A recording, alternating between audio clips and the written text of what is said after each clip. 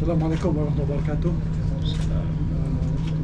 Sebelum dulu saya ucapkan terima kasih kepada print and electronic media yang sudi datang untuk membuat coverage atas lawatan Dr. Anies Baswedan. Jadi lawatan ini dalam rangka jemputan daripada ISTEC, Institute of Islamic Thought and Civilization UIA.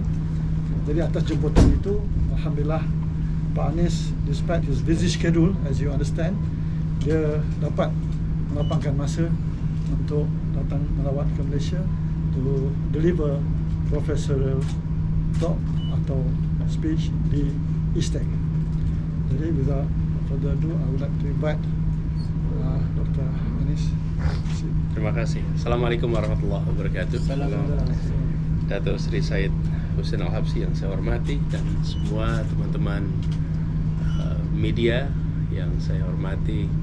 Saya merasa sangat bersyukur mendapatkan kehormatan untuk bisa memenuhi undangan yang diberikan oleh ISTEC untuk memberikan kuliah pada besok hari.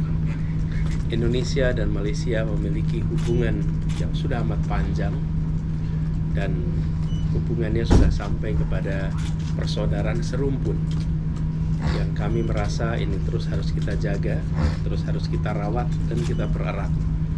Karena itu ketika ada kesempatan untuk bisa bertukar pikiran, bertukar gagasan, apalagi undangan dari sebuah institusi yang memiliki reputasi yang sangat baik, sebuah tempat di mana pemikiran-pemikiran keislaman, kemajuan digagas,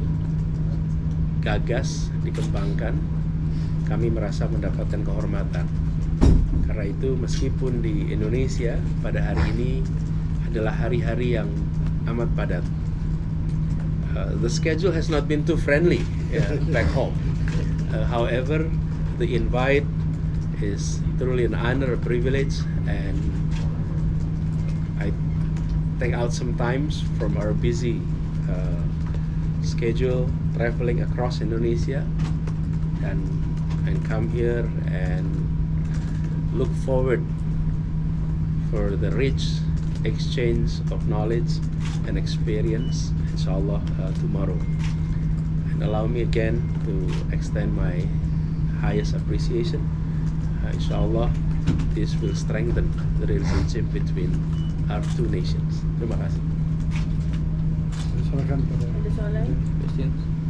Doktor, saya Rosmadis dari Bernama. Jadi, menurut pandangan doktor, bagaimana ketika ini hubungan Malaysia-Indonesia di sebalik ada perkara-perkara yang isu antara kedua negara, contohnya Jerbu, TKI. Jadi apa pandangan doktor? Ya, kalau kita hidup bertetangga akan selalu ada persoalan. Tetapi kita semua memandang persoalan ini sebagai bagian dari persahabatan, persaudaraan yang insya Allah diselesaikan juga dengan suasana persahabatan, suasana persaudaraan. Kita akan terus bertetangga. We will always be neighbor forever. We will always be neighbor forever. Karena itu setiap kali ada masalah, setiap kali ada tantangan, dibahas itu dengan terbuka sebagai saudara. Dan kami melihat begini, ketika ada hal yang berjalan dengan baik, ada hal yang berjalan dengan sesuai harapan, hampir tidak jadi berita. Tapi kalau ada yang tidak sesuai harapan, jadi berita. Jadi if there is 100 issues that we're dealing and 95 are going smooth, the minimum news is on that 95 issues. But 5 issues that may be of differences, that's where the attentions are. But I think our relationship is much bigger than that, and we look forward untuk memperkuat itu. Siang tadi saya berjumpa dengan komunitas Indonesia di sini dan mereka menyampaikan harapan tentang kebijakan atau policies from the Indonesian side toward our citizen who are working here in Malaysia, and on the other hand they also express some aspirations on how policies can be adjusted from the Malaysian side, and I took notes of all those aspirations, and at the right opportunity we'll discuss about that.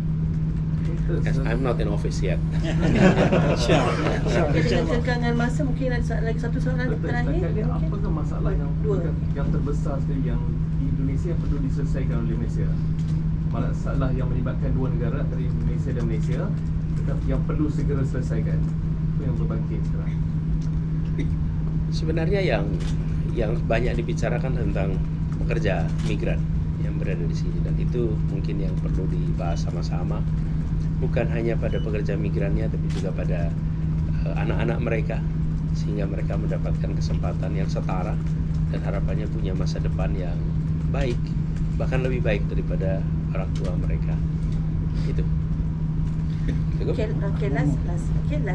Doktor, kalau boleh kita nak bawakan perbincangan ini keluar kerangka sikit. Ini kali pertama ataupun mungkin jarang-jarang berlaku pemilihan serentak, pilpres, pemilu dan juga pilkada.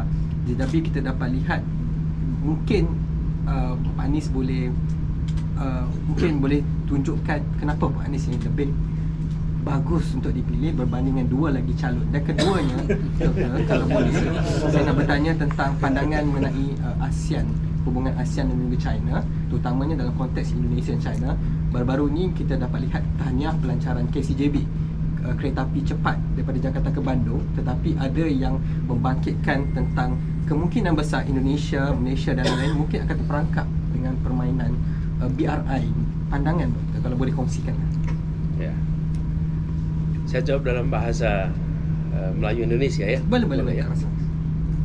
Jadi kita melihat bahwa negara seperti Indonesia memiliki politik luar negeri bebas aktif dan akan selalu menjaga sikap politik bebas aktif, yang itu artinya menjaga keseimbangan hubungan dengan kekuatan-kekuatan utama dunia.